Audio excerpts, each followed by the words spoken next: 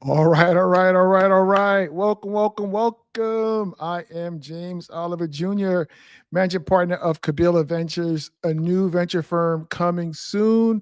CEO of Kabila, which connects overlooked founders to capital, co-founders, and community.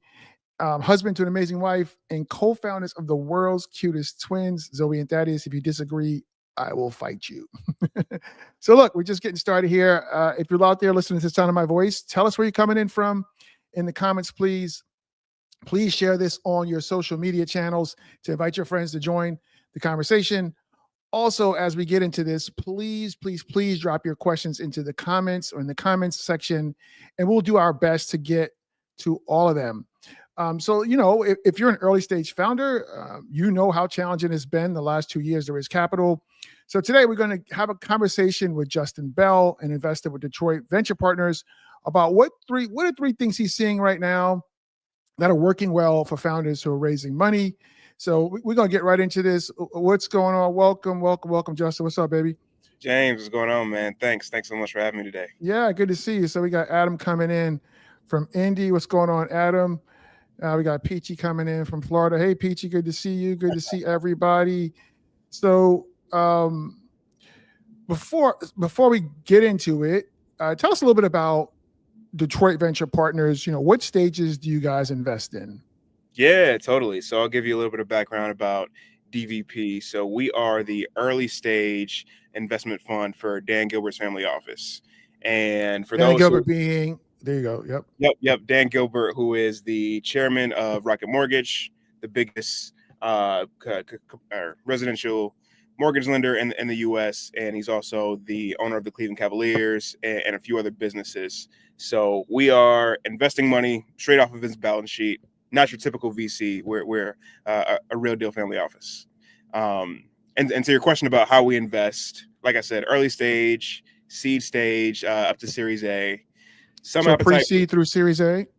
seed through Series A primarily. Some Oh, pre-seed seed. companies, Okay. I would say Okay. pre-seed is probably, I'd say probably about 10% of the companies Okay. that So a involved. little bit. And this Yeah, is a family office that's a VC. That's uncommon, isn't it? Or no?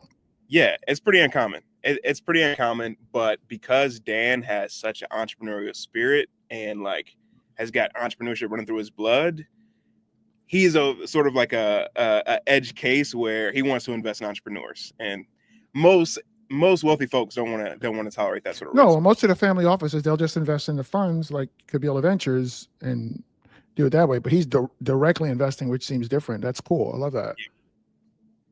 Yeah. Okay. So what industries are you guys focusing on? Yeah, so the thesis is a little bit twofold. First, obviously we're in Detroit, so we've got a bit of a geographic focus, investing in companies in Michigan as well as in Ohio. Hmm. But outside of that, we do invest in companies all over the states and all over the world actually. Hmm. And our primary focus is fintech, mortgage tech, sports tech, because we are pretty closely affiliated with Rocket Mortgage and the Cleveland Cavaliers. Those are the companies that we sort of gravitate toward the most. Yeah. Okay, dope. We got some folks coming in. What's going on, Reg, coming in from Atlanta, and he's in fintech. So I expect Love he's it. going to probably be hitting you up. He's pre-seed, but you did say 10% go to pre-seed. So Reg, I know you'd be hitting him up, Reg. Yeah, man. Um, Janai, hey Janai, good to see you coming in from ATL, around the corner from you, James. Well, sort of. I live up in Johns Creek. I live in Alpharetta. I don't know, but yeah, around the corner ish, 100%. Hey Nicole, good to see you. What up, Doe? Stand up Detroit, Detroit in the house. That's what's up. Love that. Um, so what size checks do you guys typically write? Yep. So our sweet spot is 1 million to 3 million as our first check. So Even in a pre-seed round? here's the kicker. Okay. Because we are a family office, like typical VCs have, guidelines and rules about how they, typically invest. Hmm. But since we don't have LPs in our fund, like Dan's the only LP, our rules are a lot more flexible. So that's our sweet spot. But at the end of the day, we write checks as small as $250,000 if the deal makes sense. And we can really flex up and double down on our founders, and write checks much bigger than a typical VC would, like even Amazing. really. That's so dope. All right, cool, man. So we got more folks popping in here, man. Janai said it's all relative. It is. It is. You're right. It's a lot closer than Detroit. No, are you in Detroit right now, Justin?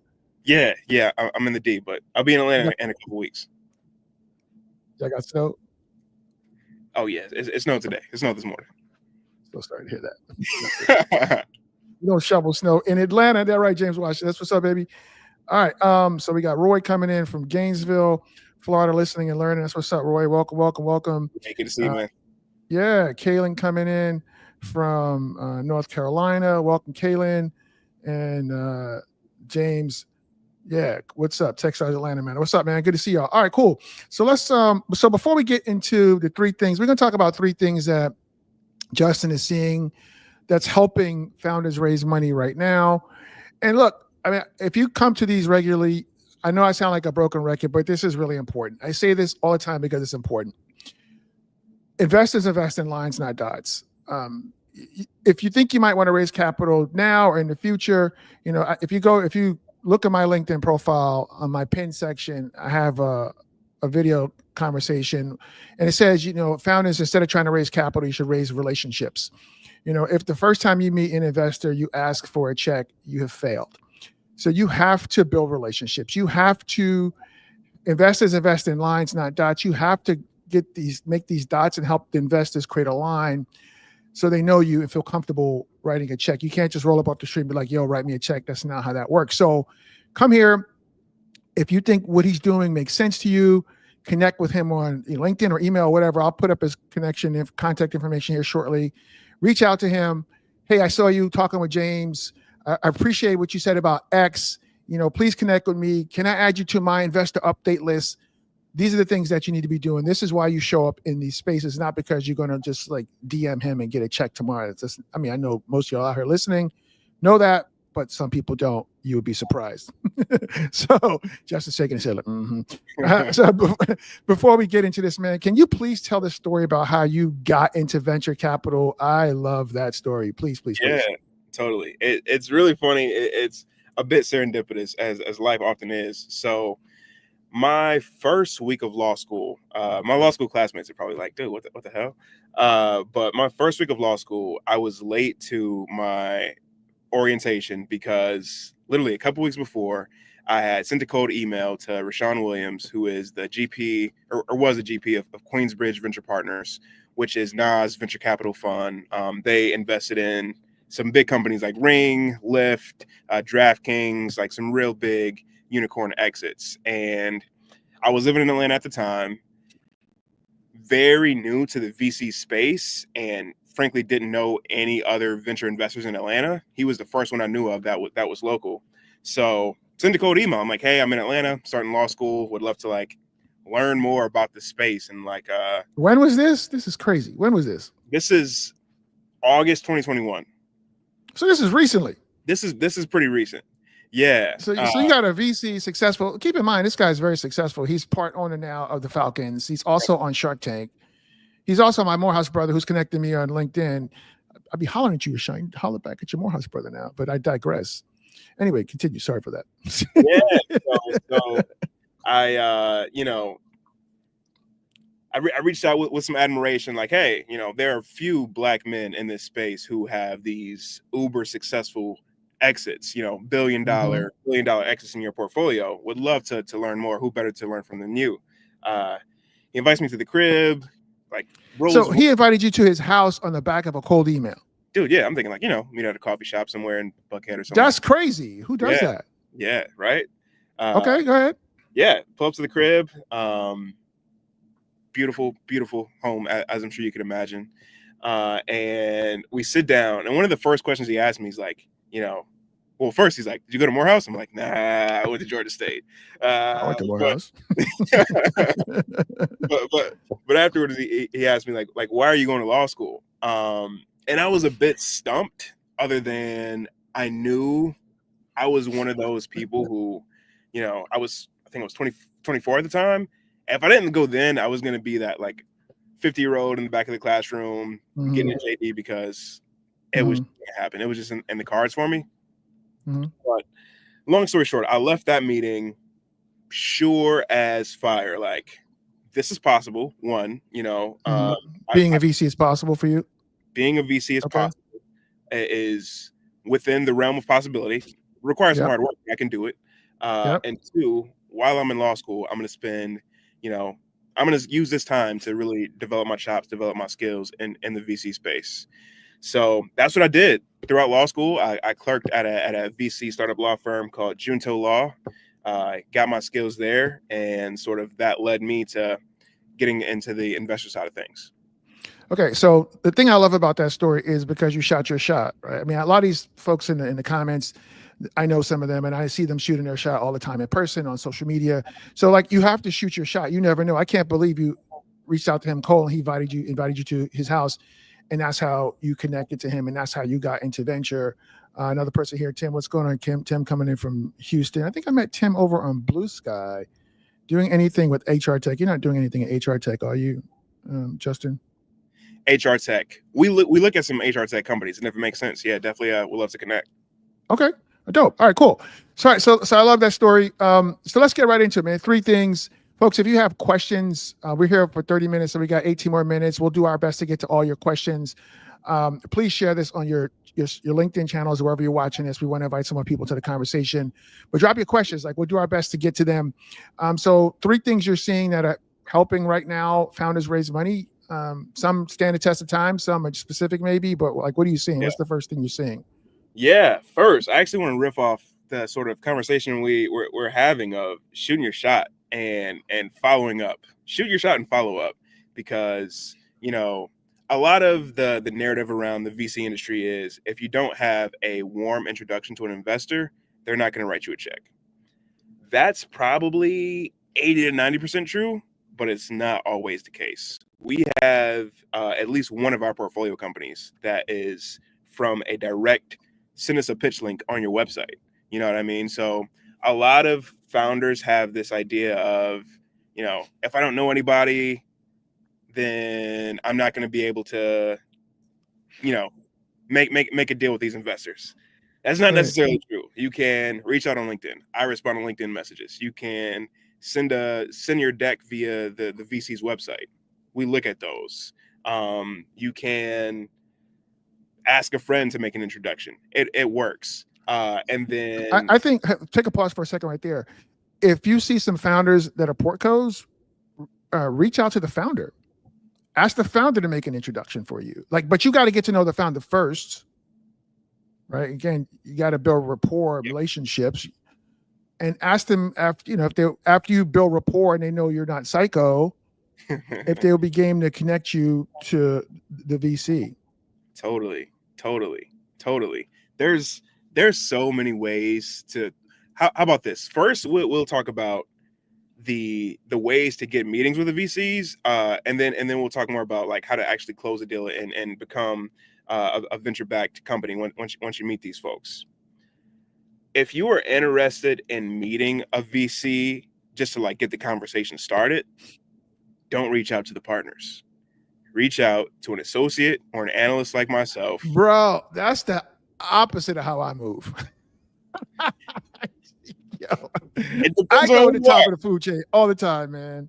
It depends on who you are, because what I've learned in this space is there are different founders, different entrepreneurs with different profiles and have Yeah, different, just different profiles with yeah, success metrics and things like that. yeah. But for my experience, the young scrappy founders who, may have tried to reach out to the partner, but that didn't work. Mm-hmm.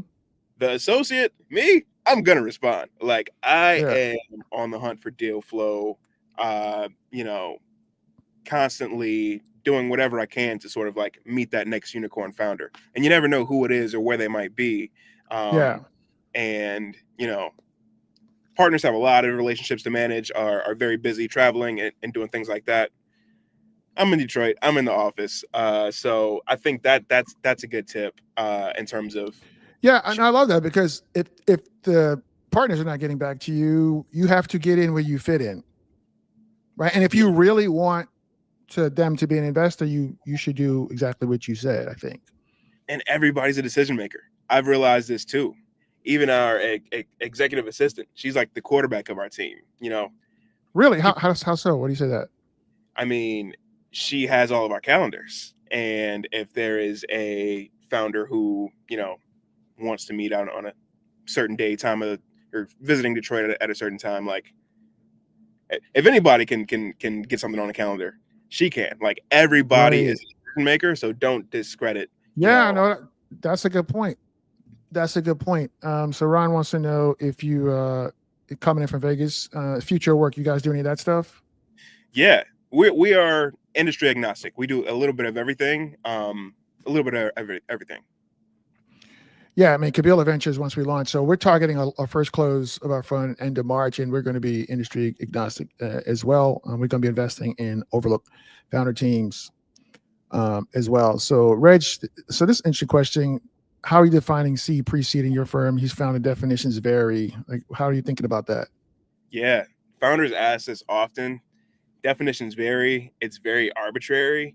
I'd say for regional founders, if you're building in Michigan, the Midwest, and the South and the Southeast, the definition of pre-seed or seed is different from if you're a coastal entrepreneur building in New York or the Bay. Um, it's arbitrary, but I've seen like what might be considered a seed stage company in Detroit is like a pre-seed stage company in the Bay. So it's arbitrary, and honestly, as long as what really matters is the valuation. What really matters is to investors. What really matters is how are you valuing your company based on the traction Mhm. you have. So typically for a pre-seed company, maybe same in Atlanta, we're looking at about anywhere from 7 to 8, maybe $10 million as a valuation for a Pre-seed in pre-seed. Atlanta, I don't think that's pre-seed. I think that's high for pre-seed in Atlanta. If anybody out there disagrees, I mean, James, what are you seeing? I mean, it's like 5 million. Is it still around that range, James? If you're still listening, you could drop in a comment. Let me know your thoughts there. So you can see I got Detroit.vc is where you can find Detroit Venture Partners. So people, if they want to connect with you, is LinkedIn or email? Is that a good way to do that? Yeah, Just LinkedIn or okay. my email is Yeah, cool. So Justin. there's Yep. yep. So this is LinkedIn and his email. I'll flash this again. I'm jumped ahead a little bit there. I apologize for that. So let's get back to the things you're seeing. So I know you kind of ad lib there. So reaching out cold, you think is good. It's interesting as I'm raising my fund, reaching out to a variety of different sources. And one source, they were like, they don't even take warm introductions. Right. And they said that they have some data that suggests, because most VCs take warm intros, they won't take a cold intro. Mhm. Um, there's some data that suggests that cold intros perform better than the warm intros, which is interesting. Yeah, yeah. I mean, I can understand that. Yeah, I mean, warm intros are great. Obviously, if you have a relationship with an investor already or someone in the investors network, but I would say never let that discourage you. Yeah. All right. So James said 7 to 8 is high for Atlanta pre-seed. That's what I thought. It's probably more in the $5 million range. I'm thinking. But again, it just depends on where you are, right? Like you Yeah, said. So Reg says here that we've had investors put him in the $7 to $10 million range. So again, it's probably going to depend on who you're talking to, where they're located. Depends on how big they think your opportunity is potentially. Anything else you think, yeah. I Justin? mean, it depends on your industry as well. It ultimately depends on the comps in your industry and in your market, right? So if Mm-hmm. you're building something in the wearable space, we're going to look at other wearable companies that are in the same stage as Right. to gauge and benchmark. Right. So valuation questions are tough for early stage founders. How should we approach answering them in the right way? Interesting question. What do you think about that, Justin? I've seen it done a couple of different ways. I've seen founders who leave that conversation sort of blank, leading into the conversation with us as VCs, and then allow us to ask the question, and we'll say like, you know, what are you thinking in terms of valuation? And I've heard founders bounce it back to us and say, well, we're waiting for a lead investor to sort of like set the terms, and that's fine sometimes too. Yeah, like, but you're not having that conversation in the you're not having that question in the first conversation, though, are you? That's No, probably no, no. later on down the road. Yeah.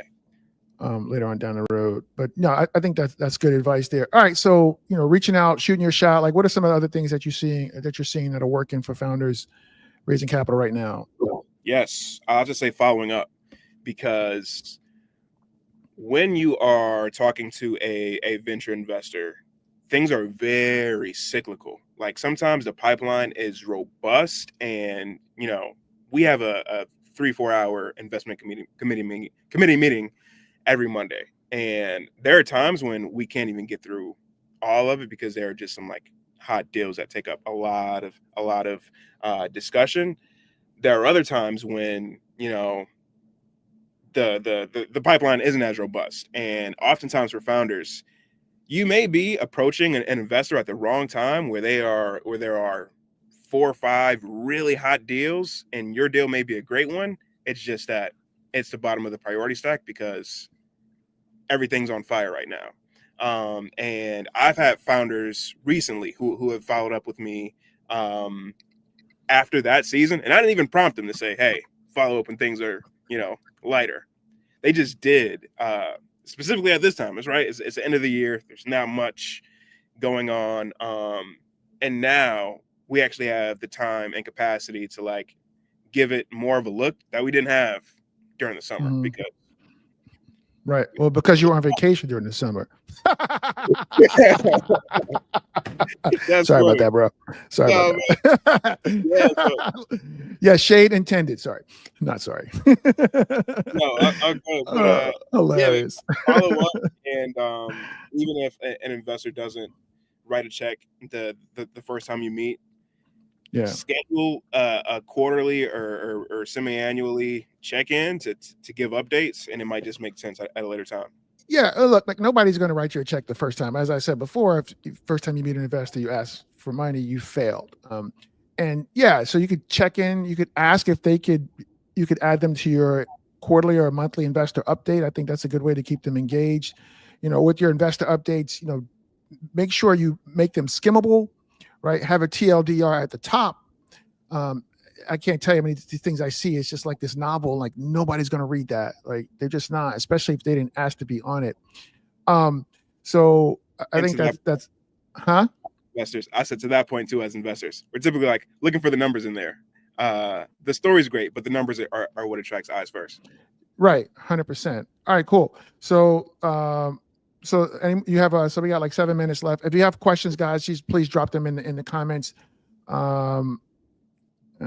So he says, Rich says, what other characteristics are you looking for in an early stage company that others may not be?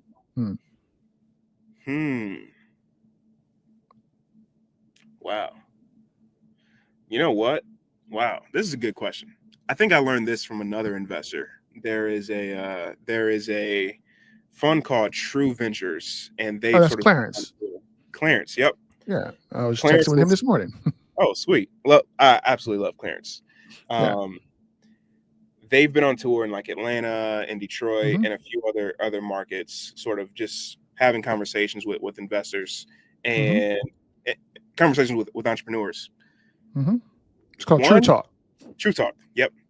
Mm-hmm. I forgot the guy's name, but he was answering a question and he was sharing that just the importance of failure and how entrepreneurs need to constantly be in the cycle of having conversations with your customers and constantly pivoting over and over and over again. Or iterating more than pivoting, I'm guessing. Yep.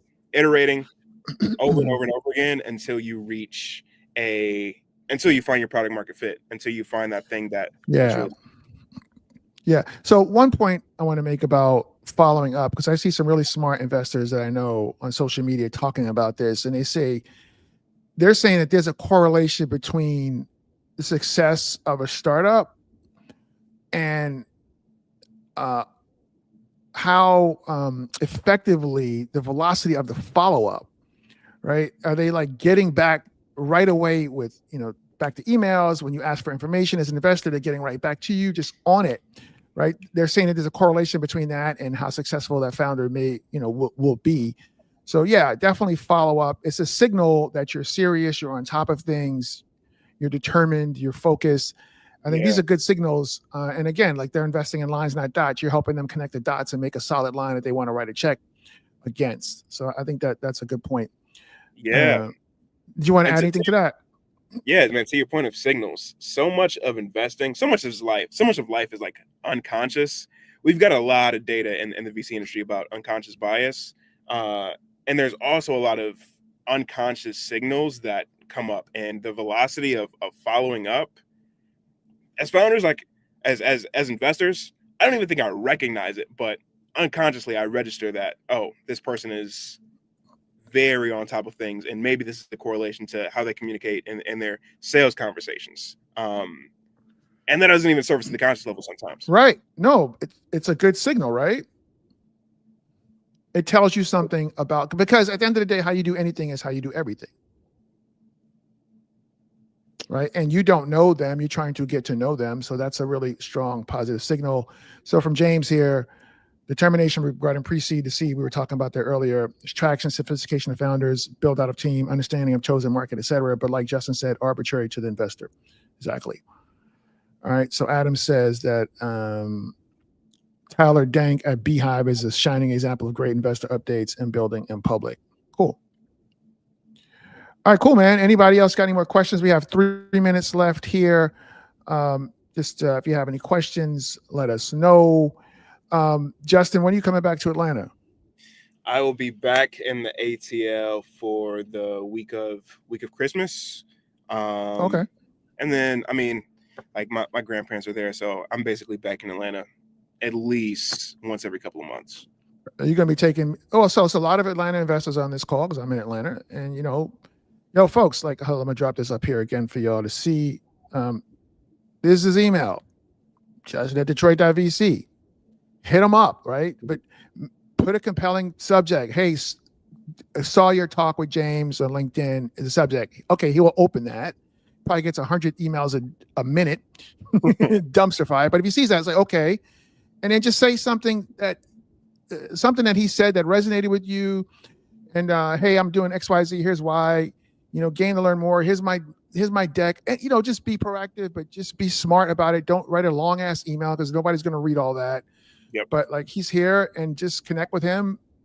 This is why we're doing this, to help you connect with these investors, to help create these lines, not dots, right? Yeah, yeah. And to that point as well, like every conversation that you have is a great conversation. When I meet with founders and it's not a good fit for us as investors, whether it's geography or just too early or whatever the case, you can always get an intro from the intro to the intro, and it like leads down a chain of introductions to other investors. So take every meeting you can, because you never know where it leads to. Yeah, and the goal of the first meeting is to get the next meeting, right? What somebody said, already sent mine. Enjoy your day, coming in hot, baby. So what's your take in the last minute here about giving founders feedback when you pass? Like, do you guys have a take on that? Yeah. So because we're in Detroit and a lot of the founders that we meet with are, local, we're neighbors, we share this ecosystem. We are actually very constructive in feedback. Trying to give as much of the real conversations that we're having about like why this may be a fit, or why this may not be a fit. And then giving founders an opportunity to schedule a Zoom and sort of talk through things in person or virtually, if the messages aren't robust enough. But yeah, I mean, I've had a founder this week who just hit me back up and like, hey, can we chat on the phone? I'm like, yeah, let's talk some more, and that led to more introductions and more opportunities down the line. So good. All right, man. Well, we're about at time. Do you have a second to hang out once I shut this down, or you got to hop? No, man, I'm good. Yep. You have a second. Okay. All right. Thanks, everybody. We appreciate you for hanging out with us. Look, if you're looking for a great community of overlooked founders, go to joinkabila.com/community. Like, I'm raising a fund. We're going to be launching end of Q1. We're going to be focusing on investing in founders in our community. So go check out our community over there. We do these talks regularly. We'll be spinning them up, probably another one before the end of the year. So, stay in touch with me. Send me a connection request on LinkedIn. Just please add a note because I just, I get all kinds of connection requests that don't make a lot of sense, but I want to connect with you. So just say, hey, I saw you in the talk. Please connect. Boom, done. Say less. All right. Really quick, So thanks. James, Yes, sir. can I salute to you for being a GP, having the courage and the audacity to launch your own fund. I mean, in my perspective, I was talking to a new GP recently. This is Yeah. probably like the most important role that, especially as a black man in America, that we can play in creating economic and social and Yeah. so many ways of changing our community. And it takes a No, lot of courage. So salute to you for doing that. I appreciate that. A lot of courage, a lot of crazy. I mean, I think the stat I saw is only 2 to 3%. I'm not sure if anybody knows what the stat is, please drop it. But I saw 2 to 3% of VC firms are led by a black GP. That's like nothing, right? So yeah, I mean, representation matters. Like, we're not only investing in black founders, we're going to be investing in overlooked founder teams, meaning teams of more than one gender, race, ethnicity, or sexual orientation. But yeah, of course, black founders will be in the mix with that at all. My man, I paid him $20 to say that James is the real deal. Yes, I am. That's a fact, 100%. Thanks, fellas. All right, strong work, brothers.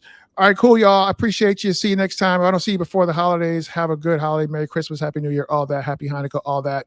Stand by, Justin, for the back end. See you next time. Later.